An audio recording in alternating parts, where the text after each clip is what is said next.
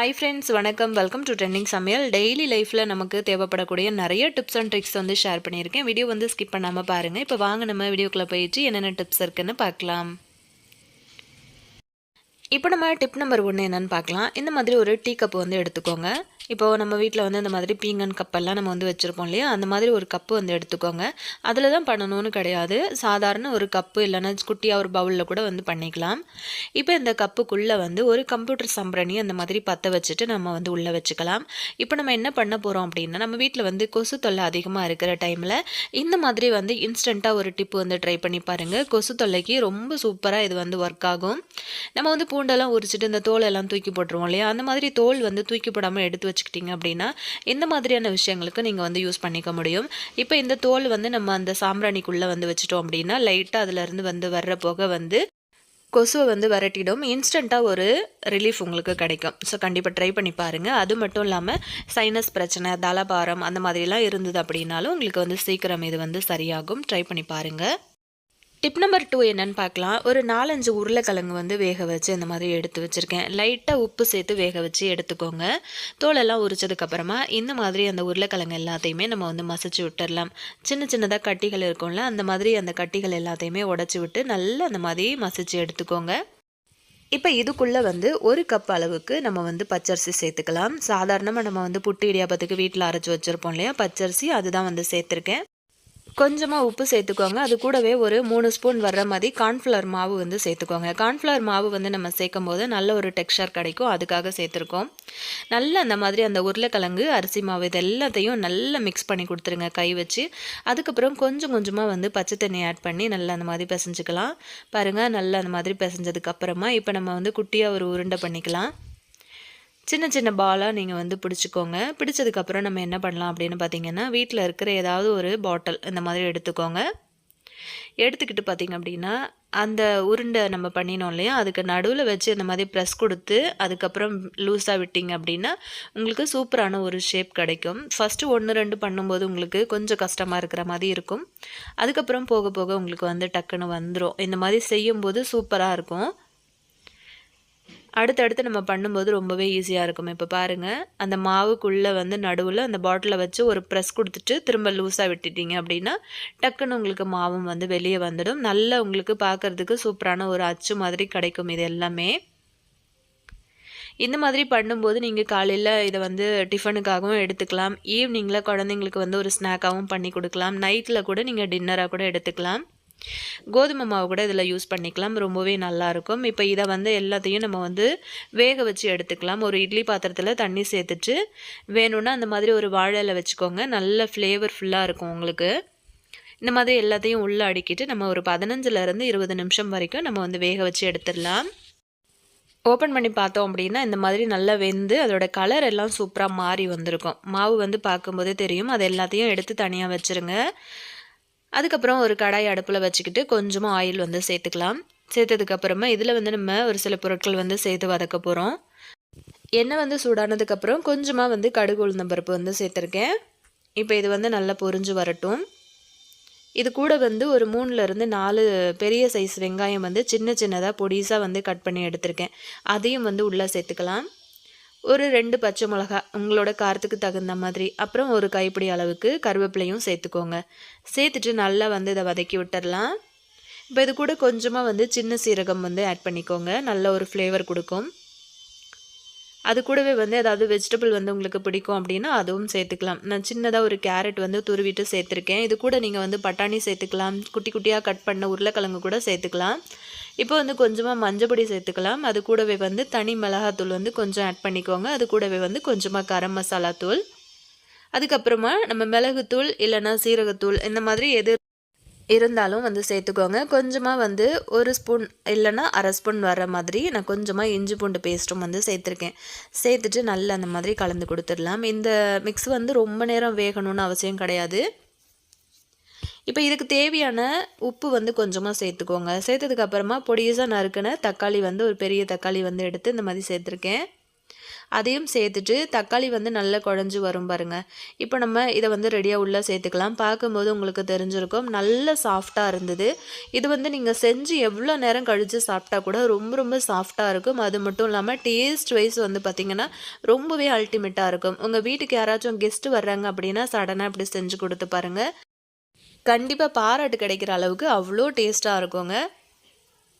கொஞ்ச நேரத்தில் நம்ம இதெல்லாம் வந்து பண்ணி முடிச்சிடலாம். ஒரு 2 நிமிஷம் வந்து மூடி போட்டு அப்படியே சிம்லேயே வச்சிட்டிங்க அப்படின்னா நல்லா வெந்து வந்துடும். அதாவது நல்லா அந்த மசாலாவோட பச்சை வாசனை எல்லாமே போயிட்டு உங்களுக்கு சூப்பராக கிடைக்கும். இது கூட ஃப்ரெஷ்ஷாக கொத்தமல்லி இலையையும் வந்து தூவிட்டு நீங்கள் சுட சுட சர்வ் பண்ணிங்க அப்படின்னா ரொம்ப டேஸ்ட் வைஸ் அல்டிமேட்டாக இருக்கும். இது வரைக்கும் நீங்கள் இந்த மாதிரி ஒரு ரெசிபியை ட்ரை பண்ணலாம் அப்படின்னா ஒரு தடவை ட்ரை பண்ணி பாருங்கள். நம்ம இப்போ நெக்ஸ்ட் டிப் பார்க்கலாம். நல்ல காய வச்சு எடுத்து வச்சுருக்கிற முருங்கை இலை வந்து ஒரு கப்பில் வந்து ஃபுல்லாக எடுத்து வச்சுருக்கேன். இப்போ இது எதுக்கு அப்படின்னு பார்த்தீங்கன்னா, நமக்கு சீசன் இல்லாத டைமில் கூட நம்ம இந்த மாதிரி காய வச்சு எடுத்து வச்சுக்கிட்டோம் அப்படின்னா இதை வந்து வச்சு யூஸ் பண்ணிக்கலாம். எத்தனை வருஷம் ஆனாலும் இது வந்து கெட்டு போகாது. இதை வந்து வெயிலில் காய வைக்காமல் நல்ல நிழலில் காய வச்சுருங்க.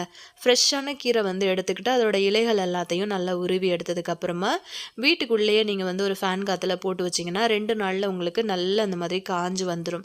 அதுக்கப்புறம் நீங்கள் வந்து எடுத்து வச்சுக்கிட்டீங்க அப்படின்னா தேவைப்படும் போது நீங்கள் வந்து யூஸ் பண்ணிக்க முடியும். இப்போ இந்த கீரையில் வந்து பார்த்திங்கன்னா 1 கப் அளவுக்கு நான் வந்து எடுத்து வச்சுருக்கேன். இப்போ ஸ்டவ் ஆன் பண்ணிவிட்டு ஒரு கடாய் அடுப்பில் வச்சுட்டு கொஞ்சமாக நல்லெண்ணெய் வந்து சேர்த்துக்கலாம். நல்லெண்ணெய் சேர்த்ததுக்கப்புறம் நம்ம வந்து எடுத்து வச்சுருக்கோம் இல்லையா கீரை, இந்த கீரையை வந்து சேர்த்து சும்மா ஜஸ்ட்டு வந்து கலந்து கொடுத்துருங்க. அந்த கீரையில் லைட்டாக சூடு ஏறுச்சு அப்படின்னா போதும், அவ்வளோதான். 1 நிமிஷமே அதிகம்தான். இந்த மாதிரி நல்லா கலந்து கொடுத்துட்டு அதை தனியாக கொட்டி ஆற வச்சிடலாம். இப்போ சும்மா ஒரு 1/4 ஸ்பூன் அளவுக்கு ஆயில் வந்து சேர்த்துக்கோங்க. இப்போ இதில் வந்து பார்த்திங்கன்னா 1லேருந்து 2 ஸ்பூன் அளவுக்கு நீங்கள் வந்து வேர்க்கடலை, 2 ஸ்பூன் அளவுக்கு கடலைப்பருப்பு வந்து சேர்த்துக்கோங்க. அதே 2 ஸ்பூன் அளவுக்கு உளுந்தம்பருப்பும் வந்து சேர்த்துக்கோங்க. அதே மாதிரி 1 ஸ்பூன் அளவுக்கு முழு தனியாக இருக்குது இல்லையா மல்லி, அது வந்து சேர்த்துக்கோங்க. சேர்த்துட்டு சிம்லேயே வச்சு நல்லா அந்த மாதிரி வறுத்து கொடுத்துருங்க. அப்புறமா கொஞ்சமாக ஒரு 1/4 ஸ்பூன் அளவுக்கு வெந்தயம், 1/4 ஸ்பூன் அளவுக்கு சீரகம் சேர்த்து நல்லா அந்த மாதிரி கலந்து கொடுத்துருங்க. நல்லா வறுபட்டு அதோட கலர் வந்து சூப்பராக நமக்கு வந்து மாறி வரும். அதுக்கப்புறம் அதை வந்து நம்ம ஒரு பிளேட்டில் கொட்டி ஆற வச்சிடலாம். அதுக்கப்புறம் அந்த கடாயில் வந்து ஒரு 4-5 காஞ்ச மிளகா, உங்களோட காரத்துக்கு தகுந்த மாதிரி காஞ்ச மிளகா சேர்த்துக்கோங்க. அது கூடவே ஒரு 5-6 பல் பூண்டையும் வந்து தோலோடு சேர்த்துக்கோங்க. கொஞ்சமாக புளி வந்து சேர்த்துக்கோங்க. தேவைப்படுச்சு அப்படின்னா லைட்டாக ஆயில் சேர்த்துட்டு நல்லா அந்த மாதிரி வறுத்து கொடுத்துட்டு நம்ம இந்த மாதிரி எடுத்துக்கலாம்.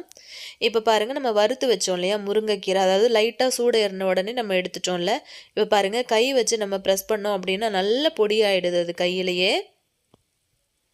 இப்போ இது எல்லாத்தையும் ஆறுனதுக்கப்புறம் ஒரு மிக்ஸி ஜாருக்கு மாற்றிக்கோங்க.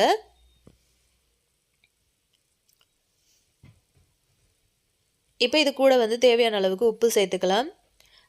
அது கூடவே வந்து கொஞ்சமாக பெருங்காயத்தூளும் வந்து சேர்த்துக்கலாம். இதை நல்ல கொரப்பாக நம்ம வந்து அரைச்சி எடுத்துகிட்டு வந்துடலாம். இப்போ இது எதுக்கு ரெடி பண்ணோம் அப்படின்னு பார்த்தீங்கன்னா, முருங்கைக்கீரை இட்லி பொடி தான் நம்ம இப்போ பண்ணியிருக்கிறது. கண்டிப்பாக நீங்கள் ட்ரை பண்ணி பாருங்கள். டேஸ்ட்டு ரொம்ப ரொம்ப சூப்பராக இருந்தது. நான் இப்போ ரீசன்ட் டைமில் இதை தான் வந்து பண்ணி வச்சுருக்கேன். நமக்கு நிறைய சத்துக்கள் இதிலேருந்து கிடைக்கும். நமக்கு வந்து எப்போவுமே முருங்கைக்கீரை வந்து கிடைக்காது இல்லையா? கிடைக்கிற டைமில் நீங்கள் இந்த மாதிரி வந்து வாங்கி அதாவது செஞ்சு வச்சிட்டிங்க அப்படின்னா நம்ம தேவைப்படுற டைமில் நம்ம வந்து வச்சு யூஸ் பண்ணிக்க முடியும். பாருங்கள், இந்த மாதிரி நம்ம தோசைக்கு மேலேயும் வந்து போட்டு சாப்பிட்லாம். அது மட்டும் இல்லாமல் இந்த மாதிரி சட்னிலாம் செஞ்சிங்க அப்படின்னா சைடில் அந்த மாதிரி தொட்டுட்டும் சாப்பிட்லாம். டேஸ்ட்டு ரொம்ப ரொம்ப அல்டிமேட்டாக இருந்தது. முடியெல்லாம் வளர்கிறதுக்கு கண்டிப்பாக இந்த மாதிரி முருங்கைக்கீரையை இப்படி வந்து சாப்பாட்டில் சேர்த்து பாருங்கள். நம்ம இப்போ அடுத்த டிப் என்னென்னு பார்க்கலாம். இந்த மாதிரி சின்ன துண்டு இஞ்சி வந்து எடுத்திருக்கேன். இப்போ இந்த இஞ்சியை வந்து யூஸ் பண்ணி சூப்பரான இருமல் சளிக்கு வந்து நல்லா கேட்குற மாதிரி ஒரு ஹோம் ரெமெடி தான் நம்ம வந்து பண்ண போகிறோம். இஞ்சியை தோல் சீவிட்டு நல்லா கழுவி சின்ன சின்ன பீஸாக கட் பண்ணி ஒரு மிக்ஸி ஜாரில் சேர்த்து நல்ல நைஸாக அரைச்சி எடுத்துகிட்டு வந்துடுங்க. அதுக்கப்புறம் அந்த மாதிரி ஒரு ஃபில்டர் யூஸ் பண்ணி நம்ம இந்த இஞ்சியோட சாறு எல்லாத்தையுமே நல்லா வடிகட்டி எடுத்துக்கலாம். இந்த மாதிரி நீங்கள் வடிகட்டி எடுத்ததுக்கப்புறம் அதோட சக்கையை வந்து நீங்கள் தூக்கி போடாமல் டீ போடும்போது நீங்கள் அந்த டீயில் வந்து சேர்த்துக்கோங்க. இப்போ பாருங்கள், நல்ல சுத்தமான இஞ்சி சாறு, கொஞ்சம் கூட தண்ணி சேர்க்காம நல்லா அரைச்சி எடுத்து நம்ம வடிகட்டி எடுத்துக்கிட்டோம். இப்போ இந்த மாதிரி ஸ்டவ் ஆன் பண்ணிட்டு ஒரு கடாய் வச்சுருக்கேன். இதில் வந்து ஒரு 1/2 கப்லேருந்து 3/4 கப் அளவுக்கு நான் வந்து பனங்கற்கண்டு வந்து சேர்த்துருக்கேன். உங்கள்கிட்ட பனங்கற்கண்டு இல்லை அப்படின்னா ஒயிட் சுகர் இருக்குல்ல, அது கூட நீங்கள் சேர்த்துக்கலாம். இல்லைனா சாதாரண வெல்லம் கூட நீங்கள் சேர்த்து செய்யலாம். ஆனால் பனங்கற்கண்டு சேர்க்கும் போது உங்களுக்கு நல்ல ரிலீஃப் கிடைக்கும் இருமல் சளியிலேருந்து. ஏன்னா பனங்கற்கண்டு வந்து இருமல் சளிக்கு ரொம்பவே நல்லது. லைட்டாக ஒரு 1/2 டம்ளர் அளவுக்கு தண்ணி ஊற்றி அந்த பனங்கற்கண்டு வந்து நல்லா கரையிற மாதிரி காய்ச்சி கொடுத்ததுக்கப்புறமா வடிகட்டி எடுத்துக்கோங்க. லைட்டாக கரைஞ்சா மட்டும் போதும். ஏன்னா நிறைய டஸ்ட் இருக்கும் பனங்கற்கண்டு பொறுத்த வரைக்கும். அதனால இப்போ திரும்பவும் அதே கடாய் யூஸ் பண்ணி நம்ம ஆல்ரெடி எடுத்து வச்சுருக்கிற இஞ்சி சாறை வந்து ஃபஸ்ட்டு சேர்த்துக்கோங்க. இந்த மாதிரி சேர்த்து கலந்து விடும்போது உங்களுக்கு வந்து சீக்கிரமாக அதில் இருக்கிற பச்சை வாசனை எல்லாம் போயிடும். நல்லா போனதுக்கப்புறமா நம்ம வந்து ரெடியாக எடுத்து வச்சுருக்கிற பனங்கற்கண்டு சாறு இருக்கு இல்லையா, அதை வந்து சேர்த்துக்கலாம். சேர்த்துட்டு நல்லா அந்த மாதிரி கலந்து கொடுங்க. கொஞ்சம் நேரம் நீங்கள் அந்த மாதிரி கலந்து கொடுத்துட்டு இருக்கும்போதே நல்லா அது வந்து கொதிச்சு வரும். நல்லா பொங்கி பொங்கி வர்ற டைமில் ஒரு 1/4 ஸ்பூன் அளவுக்கு மஞ்சள் பொடி வந்து சேர்த்துக்கோங்க. நம்ம இந்த மாதிரி கலந்து கொடுக்கும்போதே அந்த ஒரு கம்பி பதம்னு நம்ம சொல்லுவோம் இல்லையா, பாகு பதம், அந்த மாதிரி வர்ற வரைக்கும் நல்லா காய்ச்சுங்க. அடுப்பு வந்து சிம்மில் கூட முடிஞ்ச வரைக்கும் வச்சுக்கோங்க. ஹை ஃப்ளேமில் சீக்கிரமாக நீங்கள் காய்ச்சணும் அப்படின்னு நினச்சிங்கன்னா அந்த சிரப்பு வந்து தீஞ்சிரும். ஸோ நம்ம வந்து வாயில் வைக்கும்போது கசப்பாக இருக்கும். கடைசியாக இறக்குறதுக்கு ஒரு 2-3 நிமிஷத்துக்கு முன்னாடி கொஞ்சமாக தேன் சேர்த்துக்கோங்க. 1 ஸ்பூன் அளவுக்கு தேன் சேர்த்துக்கோங்க. சேர்த்துட்டு நல்லா காய்ச்சி கொடுத்ததுக்கப்புறம் நம்ம வந்து பாகு டைட் ஆக போகிற டைமில் நம்ம இறக்கிட்டு இந்த மாதிரி உடனே வந்து பிளேட்டில் வந்து மாற்றிக்கோங்க. நான் வந்து ஒரு பிளேட்டில் லைட்டாக ஆயில் அப்ளை பண்ணி வச்சுருக்கேன். இப்போ இந்த பிளேட்டில் வந்து பார்த்திங்க அப்படின்னா நம்ம அந்த சிரப் எல்லாத்தையும் கொஞ்சம் கொஞ்சமாக வந்து எடுத்து ஊற்றிக்கலாம். இதை வந்து சூப்பரான ஒரு ஜிஞ்சர் கேண்டியாக கூட நம்ம வந்து யூஸ் பண்ணிக்கலாம்.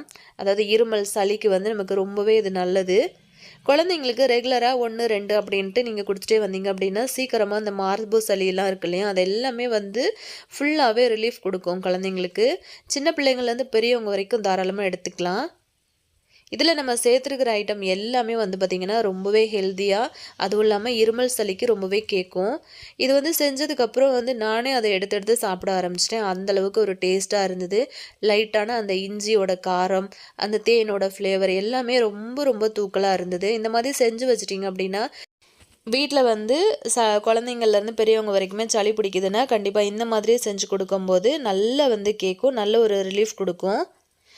நம்ம வந்து ரொம்ப அதிகமாக செஞ்செல்லாம் ஸ்டோர் பண்ண தேவை கிடையாது. வாரத்தில் ஒரு தடவை செஞ்சு வச்சிட்டிங்கன்னா 1 வாரம் 10 நாள் வரைக்குமே நம்ம வந்து ஸ்டோர் பண்ணி வச்சு சாப்பிட்லாம். ரொம்ப ரொம்ப டேஸ்டியாக இருந்தது, அல்டிமேட்டாக இருந்தது அப்படின்னே சொல்லலாம். கண்டிப்பாக உங்களுக்கு இன்றைக்கி ஷேர் பண்ண எல்லா டிப்ஸும் பிடிச்சிருக்கும்னு நினைக்கிறேன். பிடிச்சிருந்ததுன்னா மறக்காமல் உங்கள் ஃப்ரெண்ட்ஸ் அண்ட் ஃபேமிலி மெம்பர்ஸ் கூடயும் ஷேர் பண்ணிக்கோங்க. அவங்களுக்கும் இது ரொம்பவே யூஸ்ஃபுல்லாக இருக்கும். இப்போ நம்ம நெக்ஸ்ட் டிப் என்ன அப்படின்னு சொல்லிட்டு பார்க்கலாம். கத்திரிக்காய் காரக்குழம்பு ரெசிபி எப்படி ரொம்பவே டேஸ்டியாக ஈஸியாக வந்து வைக்கிறதுன்னு பார்க்கலாம். இந்த மாதிரி வந்து நீங்கள் செய்யும்போது கத்திரிக்காய் வந்து உடஞ்சி குழஞ்சி போகாமல் நீங்கள் போடுற மாதிரி முழுசாகவே இருக்கும். ஆனால் நல்லா எண்ணெயில் வதங்கி சாப்பிட்றதுக்கு அவ்வளோ அருமையாக இருக்கும். ஸ்டவ் ஆன் பண்ணிவிட்டு ஒரு கடாய் வச்சுக்கோங்க. தேவையான அளவுக்கு ஆயில் சேர்த்துக்கலாம். உங்களுக்கு வந்து தேவைப்பட்டுச்சுன்னா நல்லெண்ணெய் வந்து சேர்த்துக்கோங்க. கடுகு உளுந்தம் பருப்பு போட்டு நல்லா வெடித்ததுக்கப்புறமா நல்லா ஒரு கைப்பிடி அளவுக்கு பூண்டு வந்து சேர்த்துருக்கேன். அது கூட வந்து ஒரு 150 கிராம் அளவுக்கு சின்ன வெங்காயம், ஒரு கொத்து கருவேப்பிலை வந்து ஃப்ரெஷ்ஷாக சேர்த்துக்கோங்க. காரக்குழம்புக்கு எப்போவுமே வந்து சின்ன வெங்காயம் சேர்க்கும் போது டேஸ்ட் வந்து ரொம்ப சூப்பராக இருக்கும். சின்ன வெங்காயம் இல்லாத பட்சத்தில் நீங்கள் வந்து பெரிய வெங்காயம் வந்து சேர்த்துக்கலாம். அதுக்கப்புறம் வந்து ஒரு 2 சின்ன தக்காளி பழம் வந்து கட் பண்ணி சேர்த்துருக்கேன். தக்காளியும் வந்து நல்லா அந்த மாதிரி மசிஞ்சு வரட்டும். அது வரைக்கும் நல்லா அந்த மாதிரி வதக்கி விட்டுடலாம். இப்போ நம்ம வந்து உப்பு, அதுக்கப்புறம் மஞ்சத்தூள் வந்து சேர்த்துக்கலாம். எப்போவுமே நீங்கள் இந்த மாதிரி குழம்பு வந்து வச்சிங்க அப்படின்னா குழம்பு வந்து நல்ல கலர் கொடுக்கும் உங்களுக்கு. அதுக்கப்புறம் வீட்டில் அரைச்சி பொடி பண்ணின சீரக பவுடர் வந்து ஒரு 1/2 ஸ்பூனு, அதுக்கப்புறம் தனி மிளகாத்தூள் ஒரு 1/2 ஸ்பூன் சேர்த்துருக்கேன். வீட்லேயே அரைச்ச குழம்பு மிளகாத்தூள் தேவையான காரத்துக்கு தகுந்த மாதிரி ஒரு 2 ஸ்பூன் வரைக்கும் சேர்த்துருக்கேன். சேர்த்து இந்த மசாலா எல்லாத்தையுமே நல்லா வதக்கி விடுங்க. எப்போவுமே நீங்கள் வந்து காரக்குழம்பு வந்து பண்ணுறீங்க அப்படின்னா இந்த மாதிரி வெங்காயம் தக்காளி வந்து முன்னாடி வதக்கும் போதே நீங்கள் வந்து சேர்க்குற மசாலா எல்லாத்தையுமே வந்து வெங்காயம் தக்காளி கூடவே வந்து சேர்த்து வதக்கிக்கோங்க. அந்த மாதிரி செஞ்சதுக்கப்புறம் நீங்கள் வந்து காய் சேர்த்து வதக்குனீங்க அப்படின்னா காரக்குழம்பு வந்து சூப்பரான ஒரு கலர் கொடுக்கும் உங்களுக்கு எப்போவுமே. அதுக்கப்புறம் நம்ம கட் பண்ணி எடுத்து வச்சுருக்கிற கத்திரிக்காய் வந்து உள்ளே சேர்த்துக்கலாம். கத்திரிக்காய் வந்து சேர்த்ததுக்கப்புறமா கொஞ்சம் மீடியம் ஃப்ளேமில் வந்து அடுப்பை வந்து வச்சுட்டு இந்த மாதிரி வந்து க்ளோஸ் பண்ணி விட்டுடலாம். ஒரு 5 நிமிஷம் வந்து விட்டிங்க அப்படின்னாலே கத்திரிக்காய் ஓரளவுக்கு உங்களுக்கு ஒரு பாதி அளவுக்கு இந்த மாதிரி வந்து வதங்கி வந்துடும். ஒரு தடவை ஓப்பன் பண்ணி அடி பிடிக்குதா அப்படிங்கிறத செக் பண்ணி நல்லா அந்த மாதிரி கரண்டி வச்சு கலரி கொடுத்ததுக்கப்புறம் திரும்பவும் ஒரு 5 நிமிஷம் நம்ம வந்து மூடி வச்சிடலாம். 5 நிமிஷத்துக்கு அப்புறம் நீங்கள் ஓப்பன் பண்ணி பார்த்தீங்க அப்படின்னா கத்திரிக்காயெலாம் நல்லா உங்களுக்கு வந்து வதங்கி வந்திருக்கும். அதே மாதிரி அந்த மசாலா எல்லாமே வந்து சூப்பரான ஒரு கலர் உங்களுக்கு கொடுக்கும். இப்போ அதுக்கு பிறகு வந்து ஒரு 2 நிமிஷம் வரைக்கும் நான் மூடி வச்சுருந்தேன். அவ்வளோதான், கத்திரிக்காய் வந்து ஃபுல்லாகவே சூப்பராக வதங்கி வந்துருச்சு. இந்த டைமில் ஒரு எலுமிச்சம்பழம் அளவுக்கு நான் வந்து கரைச்சி எடுத்து வச்சுருக்கிற புளி வந்து சேர்த்துக்கிறேன். காரக்குழம்புக்கு புளி வந்து கொஞ்சம் தூக்கலாக இருந்தது அப்படின்னா நல்லாயிருக்கும். நீங்கள் எந்த அளவுக்கு வந்து புளி சேர்ப்பீங்களோ அந்தளவுக்கு வந்து புளி இந்த டைமில் வந்து சேர்த்துக்கோங்க. இந்த மாதிரி நம்ம வந்து கலந்து கொடுக்கும்போதே பார்த்திங்க அப்படின்னா காய் வந்து உடஞ்சிராமல் பார்த்து வந்து இந்த மாதிரி கிளறி கொடுத்துருங்க. புளி வந்து சேர்த்ததுக்கு அப்புறமா எப்போவுமே வந்து ஒரு 2-3 நிமிஷத்துக்கு அப்படியே வந்து விட்டுருங்க. அந்த புளி வந்து பார்த்திங்க அப்படின்னா நல்லா கொதித்து அந்த எண்ணெய் பிரிஞ்சு வரும். அந்த டைமில் வந்து நம்ம குழம்புக்கு தேவையான அளவுக்கு தண்ணி சேர்த்துக்கலாம். குழம்புக்கு தேவையான அளவுக்கு நான் வந்து தண்ணி சேர்த்ததுக்கப்புறமா சிம்மில் வச்சு மூடி வச்சுட்டேன். பார்த்திங்கன்னா ஓப்பன் பண்ணி பார்க்கும்போது குழம்பு வந்து நல்லா அந்த மாதிரி வந்து கொதித்து ஓரளவுக்கு வந்து உங்களுக்கு சூப்பராக சுண்டி வந்திருக்கும். தேவைப்பட்டுச்சு அப்படின்னா இன்னும் கொஞ்சம் நேரம் கூட வந்து கொதிக்க வச்சுட்டு குழம்பு இன்னும் கூட நல்லா சுண்டி வர்ற வரைக்கும் வச்சிங்க அப்படின்னா இன்னுமே நல்லா டேஸ்ட்டாக இருக்கும். இந்த டைமில் வந்து பார்த்திங்கன்னா சின்ன துண்டு அளவுக்கு நான் வந்து இந்த மாதிரி வெல்லம் வந்து சேர்த்துக்கிறேன். இந்த மாதிரி வெல்லம் வந்து சேர்க்கும் போது டேஸ்ட் வந்து சூப்பராக இருக்கும். எப்போவுமே காரக்குழம்பு வைக்கும்போது உப்பு புளி காரம் வந்து ரொம்ப தூக்கலாக இருக்கும் இல்லையா, அந்த டைமில் வந்து இந்த மாதிரி வெள்ளைக்கட்டி ஒரு துண்டு வந்து சேர்த்துக்கிட்டிங்க அப்படின்னா அது எல்லாமே வந்து ஈவனாக உங்களுக்கு வந்து டேஸ்ட் வந்து சூப்பராக இருக்கும். கடைசியாக வந்து பார்த்திங்கன்னா நல்லா ஃப்ரெஷ்ஷான ஒரு கைப்பிடி அளவுக்கு கொத்தமல்லி இலைகளை தூவி ஒரு 2 நிமிஷம் அந்த மாதிரி கொதிக்க விட்டதுக்கு பிறகு நம்ம வந்து இறக்கிடலாம் அந்த குழம்ப. இந்த மாதிரி செஞ்சிங்கன்னா டேஸ்ட்டு ரொம்ப சூப்பராக இருக்கும். ட்ரை பண்ணிவிட்டு சொல்லுங்கள். நெக்ஸ்ட் ஒரு வீடியோவில் நான் உங்களை திரும்ப மீட் பண்ணுறேன் ஃப்ரெண்ட்ஸ். தேங்க்யூ.